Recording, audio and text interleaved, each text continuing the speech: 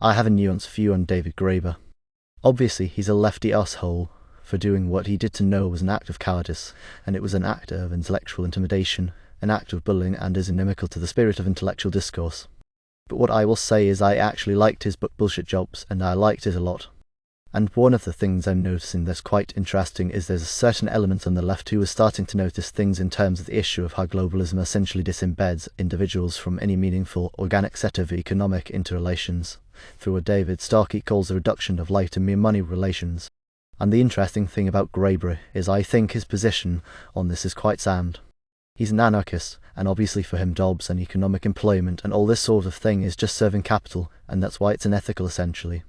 It's bad because it destroys basic freedoms that come from essentially having ownership of the means of production, being able to control and do with it as you please. But the idea that he sort of glommed onto that most of these jobs are just bullshit jobs, to use his term, and are basically just exercises in bean counting, and they don't give any dignity or meaning, and that they are actually soul crushing, and the fact that the jobs are meaningless and that you are made to participate in them in order to generate a living makes them even worse. And I think he's right about that, although his critique being of a leftist critique is obviously flawed.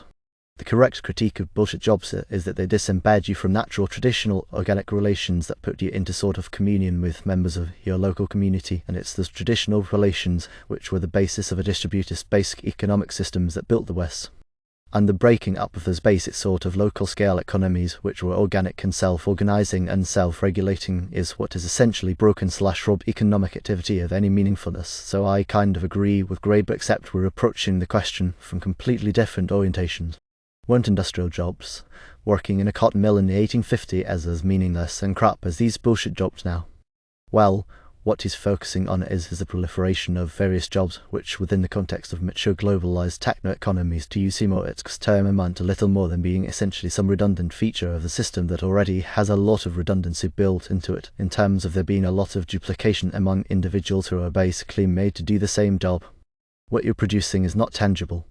You could say is a key difference between, say, an office job versus a factory job is within a factory or actually making something, there's a tangible aspect to what you're doing, you're bringing something into being, and there's a certain dignity in that. Even if it's a silly thing like making widgets, you're actually responsible for the generation of something physical and tangible, and there's a certain pride that one can take in that.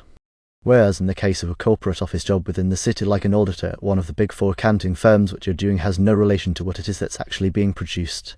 You have no connection to what it is you're doing, therefore the decoupling alienates you. And I hate to use these Marxist terms, but there's a certain validity to it. I know various people who are, I suppose, fairly pathetic, who dropped out of their degree things like this and then ended up lying and saying they had a degree to get these kinds of jobs, and they tell me that they work maybe 20 minutes a day, there's very little work to do.